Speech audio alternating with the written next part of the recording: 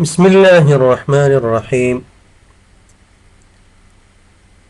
دوستانو څنګه کولی شو چې په ورډ پروګرام کې یو صفحه لینډسکیپ واخلو، لکه تاسو دا وینئ چې لیفت سایډ ته اوله صفحه چې ده دا پروټریټ دا په ولاړو باندې ده، دویمه صفحه چې منځ کې ده دا په لینډسکیپ ډول ده، او دریمه داسې ټولې نورې چې دی په پروټریټ ډول دی.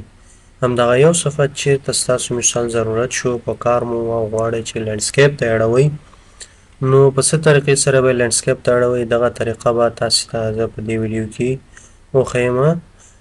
نو راځو تاسو کولی شئ چې اوله صفحه وي، اخیره وي او که منځ کې وي، هر یو صفحه وي تاسو کولی شئ چې هغه لینډسکیپ ډول ته واړوئ.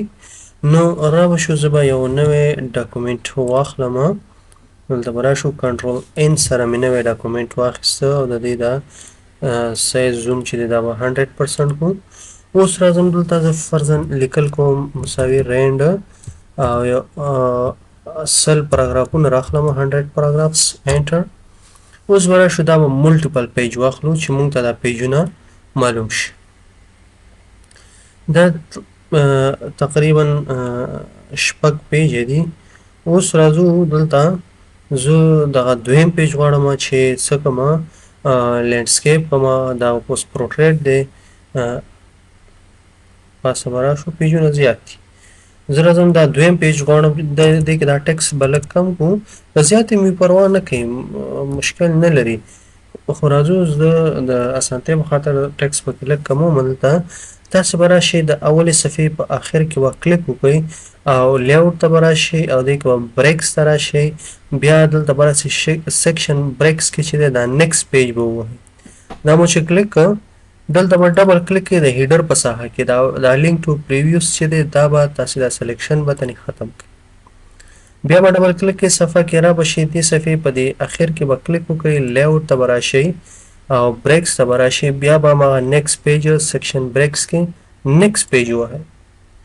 اوس به راشئ د دې صفحې په دې هیډر کې به ډبل کلیک کړئ او دا لینک ټو پریویوس چې دی پریویوس دا به ختم کړئ، او دغه اضافه صفحه چې دلته به تاسو ډبل کلیک وکړئ دا اضافه صفحه دلته ختموئ او په کار مو وي تاسو نه چې دا انټر بیک سپیس ووهئ چې دا ختم شي.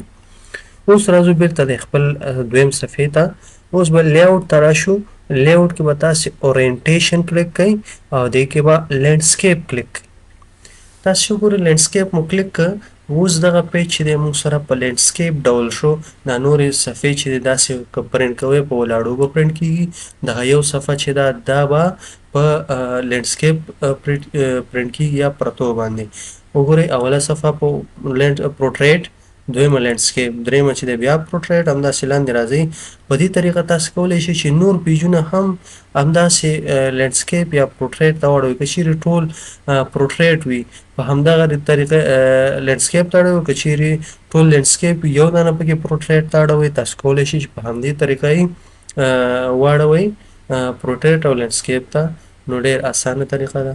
ویډیو دقیق وګورئ انشاءالله چې پوه وشئ.